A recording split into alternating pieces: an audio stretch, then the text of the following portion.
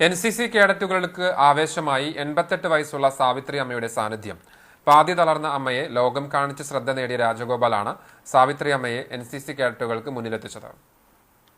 24 Kerala battalion NCCയുടെ കീഴിലുള്ള Mattam saint Francis higher secondary സ്കൂളിലെ കേഡറ്റുകൾ സ്വച്ഛ് ഭാരത് അഭിയാന്റെ ഭാഗമായി ആളൂർ പാലം ശുചീകരണ സമയത്താണ് സാവിത്രിയമ്മയും മകനും ആ വഴിയിലൂടെ കാറിൽ കടന്നു പോയിരുന്നത്.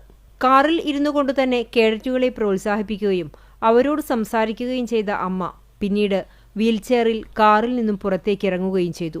കുട്ടികളിൽ മാതൃസ്നേഹത്തിന്റെ വലിയ കരുതൽ മനസ്സിലാക്കി കൊടുക്കാനുള്ള നല്ല പാഠമായി കാറിലിരിക്കുന്ന അമ്മയെ കൈകളിൽ താങ്ങി മകൻ വീൽചെയറിലിരുത്തി കുട്ടികളുടെ അടുത്തേക്ക് കൊണ്ടുവരികയായിരുന്നു. പുത്രസ്നേഹത്തിന്റെ വലിയ അറിവുകൾ അമ്മയുടെ മുഖത്തുനിന്നും മനസ്സിലാക്കിയ വിദ്യാർത്ഥികൾ ആവേശഭരിതരായി. തന്റെ സഹപാഠിയായ രാജഗോപാലിനെയും മാതാവിനെയും പറ്റി NCC officer major PJ Staiju കുട്ടികൾക്ക് വിശദീകരിച്ചു. സിഖുകാരനായ സൈനികൻ ഹവീൽദാർ മഞ്ജിത് സിംഗിനോടൊപ്പം ഫോട്ടോയെടുത്തും കേഡറ്റുകളെ സല്യൂട്ട് ചെയ്തുമാണ് സാവിത്രിയമ്മ കുട്ടികളോട് യാത്ര പറഞ്ഞത്. പാതി തളർന്ന അമ്മയെ എടുത്ത് ലോകം ചുറ്റുന്ന ചൂണ്ടൽ സ്വദേശിയായ മകന്റെ യാത്രകൾ സമൂഹമാധ്യമങ്ങളിൽ വൈറലാണ്.